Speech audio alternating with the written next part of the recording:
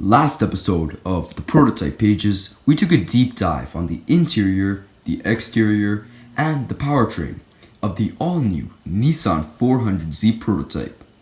But what we didn't look at is how the 400Z will compare to its competition. Will the 400Z be able to stand a fighting chance against other Japanese sports cars? Well, that's what we're going to take a look at today in this episode of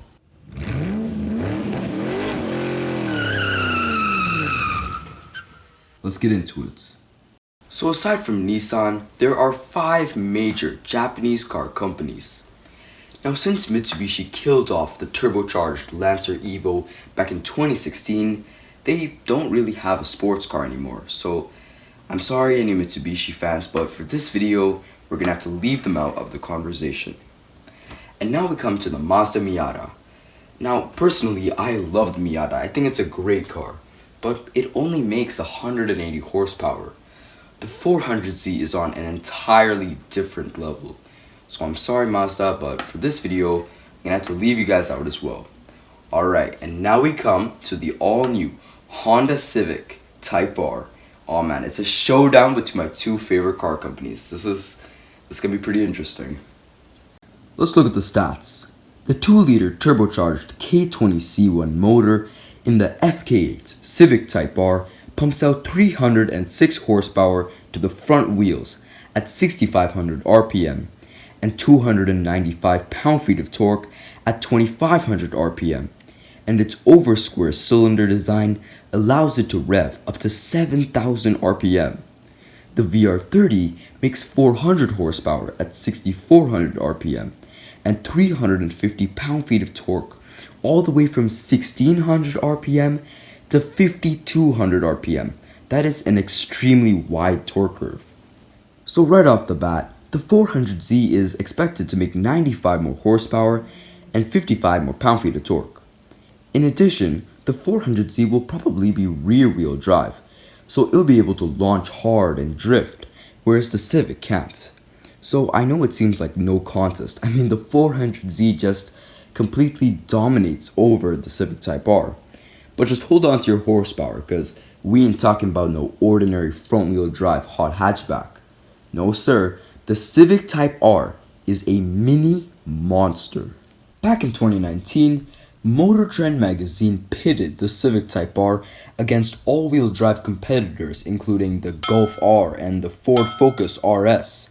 And somehow, the Civic won, coming out first in multiple acceleration tests and the braking test from 60 miles per hour, which is 97 kilometers per hour if you're like me. The FK Type R isn't built for straight line speed.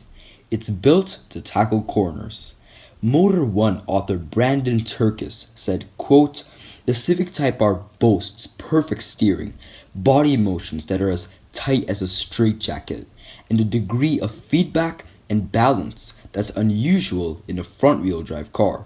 People say that the Civic Type R's aero is excessive, non-functional, and quote-unquote riced from factory. However, while it might be still a little overkill, it is definitely somewhat functional, producing 66 pounds of downforce. And to prove it isn't just talk, the Honda Civic Type R did a lap of the grueling, the deadly Nürburgring track in 7 minutes and 43.8 seconds, which wasn't just a good time, it broke the front-wheel drive record. NANI? From what we saw in the preview, the 400Z doesn't have any crazy aero or styling like the Civic does, so I'm assuming that the 400Z will be better suited for drifting and drag racing, whereas the Civic is designed for the track. So how will these cars compare in terms of sales? Well, from an enthusiast perspective, I think they'll do around the same. The hype surrounding both these cars is sky high, and there isn't really a reason why one of these cars is better than the other. It all depends on what you're looking for. If you want a nimble, playful hatchback that you can beat on at the track, go with the Civic.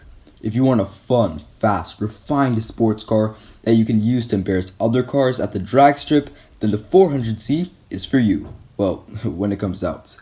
But between the Honda Civic Type R and the new upcoming 400Z, I'm saying that it's going to be a tie. Next up, the Subaru WRX STI. The 2.5-liter turbocharged flat-4 EJ257 in the current USDM WRX STI makes 310 horsepower at 6,000 RPM and 290 pound-feet of torque from 4,000 to 5,200 RPM. So in terms of horsepower and torque, the WRX STI is similar to the Civic Type R. But unlike the Civic, I don't think the WRX will be able to keep up to the 400Z in terms of sales. And here's why. The Subaru WRX STI, while it's a great car, there's nothing about it that's new or unique. In fact, the USDM WRX STI has been using the same old EJ257 motor since 2004. In addition, the VA generation WRX STI was released 6 years ago. The excitement around the WRX STI has died down in a way, which is reflected on its sales. In 2019, Subaru sold 24% less WRXs than in 2018. On the other hand, the hype for the 400Z is insane. These things are going to sell like hotcakes when they come out. So for all these reasons, I think that the 400Z will outsell the current generation of the Subaru WRX STI. However, there have been rumors on how a new generation WRX STI is on the way, with the FA24 engine from the Ascent SUV making over 400 horsepower. If, as predicted, a new WRX STI is coming, it'll be interesting to see how it'll compare to the 400Z. But until then, the 400Z is the winner, at least in my opinion. And finally, the last challenger that the 400Z will have to face, we got the all-new BMW Supra. Alright, I'm kidding. We got the Mark V A90 Toyota Supra. Whew, this is gonna be interesting. Back in 2017, when Toyota was teasing us with rumors and concepts of the all-new Mark V Toyota Supra, a lot of people, including me, were doubtful if the new Supra would live up to the legacy of the Mark IV Supra.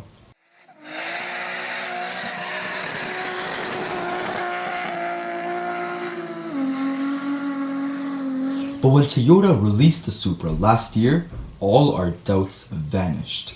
As legendary race car builder Stefan Papadakis proved when building his now famous 1,000 horsepower Supra for Formula Drift racer Frederick Osbo, the Supra's B58 inline-6 motor is an extremely capable piece of machinery, able to handle some impressive power numbers. I mean, it has a forged crankshaft, for crying out loud. And it doesn't take much to squeeze out those extra horses either. With just some ECU tuning, you could be looking at over 400 horsepower, surpassing the 400Z. So, in terms of performance, I think that the new Supra is incredible.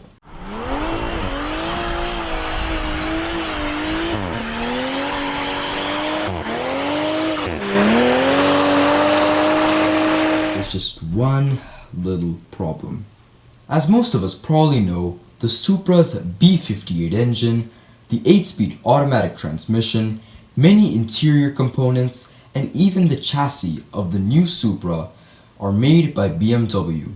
That's not to say that it's a bad car. I have a lot of respect for the new Supra.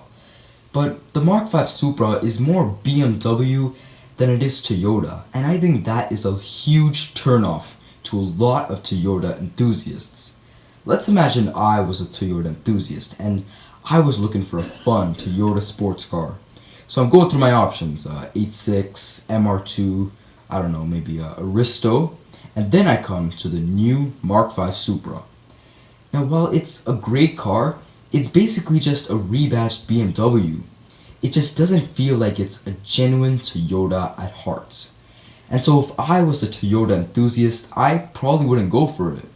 And that is the problem with the Mark V Supra. It isn't a real Toyota. Now what about the 400Z? A couple of months ago, there were rumors on how Nissan would partner up with Mercedes to engineer the new 400Z. But fortunately, that isn't the case. As far as we know, the new 400Z is going to have 100% Nissan DNA. which I think will really appeal to a lot of enthusiasts. And so, in terms of sales, I think the 400Z will be the winner. As a Nissan enthusiast, I'm extremely hyped for the new 400Z. I think the 400Z is on its way to becoming the next legend of the modern tuner car scene.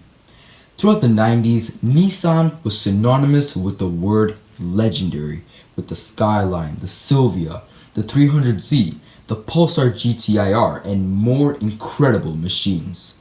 But for the past 20 or so years, Nissan has really fallen behind, producing boring, old, slow cars. Sure, they got the GDR and the 370Z, but even those are heavily outdated. But Nissan is finally picking up the pace, reimagining their entire brand image. Well, I mean, they literally changed their logo. But aside from that, they're redesigning their entire lineup and even unveiled a new model, the all-new electric Aria SUV. Not gonna lie, it looks pretty sick. At the Tokyo Morning Cruise event, Nissan showed off a real life-size 400Z prototype to the public, and people loved it. Lucky them, man. I wish I could have seen that. Right now there are rumors and renders of a 400Z Nismo and other concepts. The 400Z has so much potential. I think that if Nissan can pull off the 400Z just right, then they can successfully redeem themselves and revive their old 90s glory that they once had. Right now, the USDM 400Z is expected to be released in either 2021 or 2022, so we still have an year or two to wait, but man, I'm just counting down the days because I can't wait till this thing comes out. So yeah, that pretty much wraps up this video. This was actually the second part of a two-part series of the 400Z. In part 1, we looked at the interior, the exterior, and the powertrain of the 400Z. If you missed that, don't worry, I'll leave a link in the description below. So yeah, if y'all enjoyed the video, please consider leaving a like or subscribing to my channel. And as always, thank y'all so much for watching. Stay safe, and I'll see y'all next time. Peace out.